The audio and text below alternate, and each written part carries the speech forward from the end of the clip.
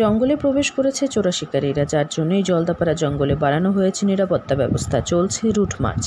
চোরা শিকারীদের হাত থেকে জঙ্গলের বন্যপ্রাণ রক্ষা করাই একমাত্র লক্ষ্য বন বিভাগের।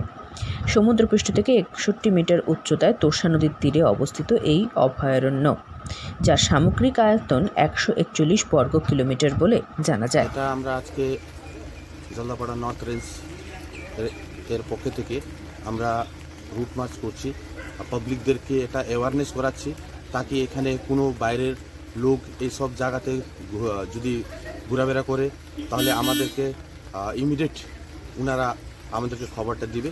এই জন্যে আমরা এই অ্যাওয়ারনেস করছি। আর আমাদের এখানে হাতির যে অত্যাচার আছে, এটার যখনই হাতি আমাদের এখানে আসবে বা ঢোকার ইসে থাকবে, ওই সময়তে আমাদেরকে ইমিডিয়েট খবরটা দেয়, তাহলে আমরা এটা অনেকটা সেফটি করতে পারবো। জলদাপাড়া মূলত নদীকেন্দ্রিক বনাঞ্চলময় একটি সুবিস্তৃত তৃণভূমি। জৈব ও উদ্ভিজ্জ প্রকৃতির বৈচিত্র্যময় সমাবেশ দেখা যায় এই অভয়ারণ্যে। এগুলির মধ্যে অবলুপ্ত প্রায় একশৃঙ্গ গন্ডার বিশেষভাবে উল্লেখযোগ্য। এইসব প্রাণী ও উদ্ভিদ সংরক্ষণের উদ্দেশ্যে 1941 সালে জলদাপাড়া একটি অভয়ারণ্য ঘোষিত হয়।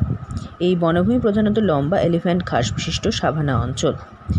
জলদাপাড়া অভয়ারণ্যের মুখ্য আকর্ষণ এশীয় একশৃঙ্গ গন্ডার। অসমের কাজিরাঙ্গা জাতীয় উদ্যানের পর ভারতে এই অভয়ারণ্যে সর্বাধিক সংখ্যক গন্ডারের দেখা মেলে।